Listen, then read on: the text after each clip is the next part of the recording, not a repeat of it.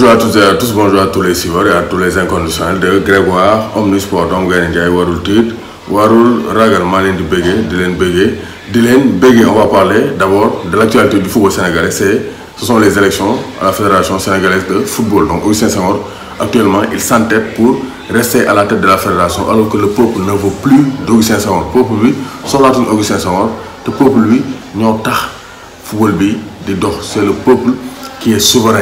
Donc Augustin Senghor ni ngi jiite bëgg nga jiite fédération bi demal sa yoon say 3 mandats jeex na yaa ko fi waxoon je vais me représenter pour la dernière fois. te vraiment le Sénégal a besoin d'hommes de valeur ñi nga xam ne bu ñu waxee seen wax dañ koy sàmm góor ca wax ja. Donc on ne veut pas de gens qui sont versatiles, des caméléons. boo waxee lii tey suba nga def leneen loolu amul sens. La jeunesse a besoin de vraiment de valeur. La jeunesse a besoin d'exemple.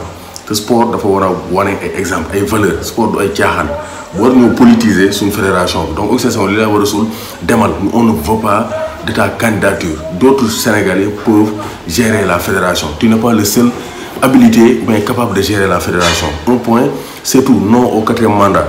Saër Seck, même si sa démarche est incompréhensible, Saër Seck est sorti du consensus. Donc Saër Seck génn na ci consensus bi. Donc Saër Seck renonce à tout. Donc les conditions posées par moi donc ne sont pas donc respectées. Nee na conditions yi mu tegoon pour bokk ci consensus mburoog soow Augustin Senghor bi nee na c'est pas respecté moo tax génn na. Saër Seck nag muy attaqué Maya Touré nee na ay Maya Touré ni mu waxee ak moom waru ko waxee ak moom position ni mu ci waxee waru cee waxee parce que il ne comprend pas sa position. Mais Saër Seck mënoo ànd ak fédération nekk président de la ligue sénégalaise de football professionnel nga ne tu es candidat pour faire face à Augustin Senghor nga retirer sa candidature dem ranger ci ginnaaw Augustin Senghor. Que veux-tu que les gens pensent Saër Seck loo bëgg nit ñi xalaat. Donc vraiment gars yi nañ bàyyi caaxaan ay mbay ji jox Saër Seck vraiment ils ont déçu la population sénégalaise. Donc vraiment je reste au service du football de mon pays. Mais quand même ça n'a pas de sens. Nous on veut Maya Touré parce que il a été donc solide ak ba léegi nee na il a répondu à Louis Lamotte. Maya Touré lettre la bind il a répondu à Louis Lamotte parce que Lamotte dafa gën di jéem a def ay genre menace te Saër Seck sortem bi ça montre que vraiment seen mouvement boobu ça n'a pas de sens. C'est du maraudage, c'est juste pour manger de l'argent. Mais c'est pas dans l'intérêt du football sénégalais. Ñëpp xam nañ ko te Maya Touré wax na ko nee na Augustin Senghor naa ko tu n'as pas l'expérience. Maya Touré rek nekk homme expert. Moi j'ai été fermé dans l'école du Jaraaf avec les Lamine Diack. J'ai grandi te Maya Touré déjà il a formé Génération Foot et il a vraiment formé des ballons d'or ou bien un ballon d'or Sadio Mané et Ismaïla Sarr. L'équipe nationale actuellement regorge de talent issu du centre de formation. Il a été champion du Sénégal 2 fois. Donc mënoo ñëw nga ne kooku amul expérience ci gestion football musul gérer fédération. Mais ça ne veut pas dire que on n'a jamais géré une fédération qu'on ne peut pas gérer une fédération. Donc gars yi allégation yi indi amul benn sens parce qu'ils n'ont pas d'argument teguñu fi sax programme parce que seen programme mooy nekk fii mburoog soo di lekk suñu xaalis dem ay voyage di lekk ay per diem loolu rek moo leen ñor. Mais la réussite du sport sénégalais wala du football sénégalais amul leen njariñ. On veut Maya Touré pour le renouveau ñu jox ko 4 ans ñu xool lan lay def bu deful lu leer ñu wàcc ko indi keneen. Parce que le Sénégal a 17 millions d'habitants. On ne manque pas de compétences. Ça c'est très clair. Donc demi-finale JO yi xam nañ ko Mexique mi door Corée du Sud mooy dans le Brésil mi door Égypte 1-0. Japon mi door Nouvelle-Zélande tiro bi mooy dans Espagne mi éliminé donc Côte d'Ivoire. Donc les 2 représentants africains donc qui étaient qualifiés pour les quarts de finale ont été éliminés. Égypte Brésil moo ko door Côte d'Ivoire donc Espagne moo ko door au tir donc aux prolongations parce que Côte d'Ivoire du ko door 2-1 Rafa Mir égalisé. Donc 90e minute de jeu. Donc vraiment Côte d'Ivoire ils n'ont pas démérité mais donc ils ont fait face à une équipe d'Espagne beaucoup plus expérimentée. Donc West Ham pare nañ pour def une grosse offre à Kurt Zouma. Donc pare nañ pour am Kurt Zouma. Tottenham aussi qui s'appelle ak Séville sont intéressés par Kurt Zouma qui est sur le départ. Donc ça c'est très clair. Donc Aston Villa devrait accepter l'offre de 117 millions d'euros pour Jack Grealish selon Sky Sport News. Selon Sky Sport News, donc Grealish devrait être un joueur donc de Manchester City. Ça c'est très clair. FC Barcelone souhaiterait garder Antoine Griezmann et Philippe Coutinho à moins qu'une grosse offre arrive.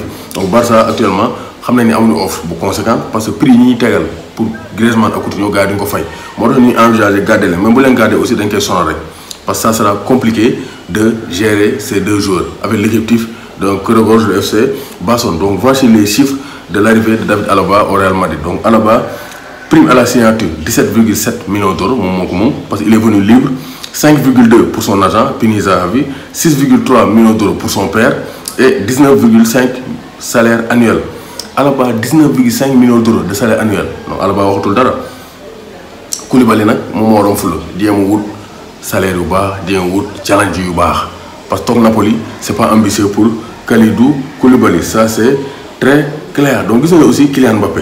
Le dossier Kylian Mbappé actuellement c'est chaud parce que Mbappé dafa dem wax Mauricio Pochettino, moi je ne veux pas prolonger.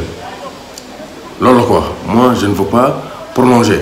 Mais Neymar da ko interview di ko wax ay paris est-ce que tu veux prester kërëb mu ne ko je veux gagner une autre coupe du monde avec la France parce que Mbappé dafa daw question Neymar insisté mu ne en tout cas ce serait un honneur de gagner la Ligue des Champions avec Paris. Mais après le clan Mbappé s'est fâché parce que Neymar waroon insister parce que ñëpp xam nañ ne actuellement c'est un dossier sensible. Le Real Madrid a placé plus de 200 millions d'euros pour signer Kylian Mbappé. Ñu ngi koy xaaral pour un salaire de 25 millions d'euros par an avec prime à la signature s'il ne prolonge pas de 40 millions d'euros. Donc Mbappé bu prolongé wul ak Paris Saint-Germain 2022 il est libre en juin dañ koy fay prime à la signature 40 millions d'euros loo xam ne moo ko moom bokk tag yi papaam di am ak agent am. Donc 200 millions d'euros teg nañ ko s'il veut quitter Paris bu bëggee 200 millions d'euros Real fay ko jamono yi ñu toll parce que Paris actuellement day am dilemme parce que Paris bu ñu gardé Mbappé année prochaine bu Mbappé prolongé wul ils vont perdre Mbappé comme ak Rabiot. Donc seen importance seen avantage mooy Mbappé bu bëggul prolonger ba mu leer leen ñu jaay ko Real moo gën balaa muy xat sinon ça serait compliqué pour donc vraiment pour donc Kylian Mbappé et même le Paris Saint-Germain. Ça c'est très clair parce que Mbappé ñëpp xam nañ dafa bëgg a quitter Real nañ ko bàyyi mu dem ils vont reconstruire leur équipe autour de Neymar, ça c'est très clair. Donc gis nañu aussi Alexander Arnold a prolongé son contrat avec donc les restes de Liverpool. Donc il est sous contrat jusqu'en 2025. Arnold ñëpp xam nañ ko c'est un enfant de Liverpool et il n'envisage pas de quitter. Donc Sadio Mané a marqué lors du dernier match amical de Liverpool face au Hertha Berlin. Malgré le retour de Virgil van Dijk, Liverpool a perdu. Donc Liverpool dafa ñàkk 4-3. Donc malgré un but de Sadio Mané. Donc Sadio Mané vraiment pré-saison bu baax na il a marqué des buts te wane na ne donc bëgg na allier la parole à l'acte parce que vraiment Sadio Mané nee na doo may gars yi dara je vais tout faire pour réaliser une saison époustouflante parce que xam na ne saison bi mu def daaw c'est pas une saison digne de Sadio Mané moo tax il veut donc vraiment yokku cere dolli ñeex. Bernardo Silva se tourne vers la Liga comme Atlético Madrid. Donc Bernardo Silva il veut quitter Manchester City parce que xam na ne naru am temps de jeu bu bari. Donc il veut quitter Manchester City pour aller au Real Madrid. Ça c'est très clair. Donc gis nañu aussi la Juve a de la concurrence pour Locatelli ba léegi quitté gu Sassuolo. Donc ñu ci ay négociations ça va prendre du temps parce que ku ne da ngay jéem am le maximum de profit ki bëgg a jënd dafa bëgg a jënd à un prix donc vraiment raisonnable moo tax.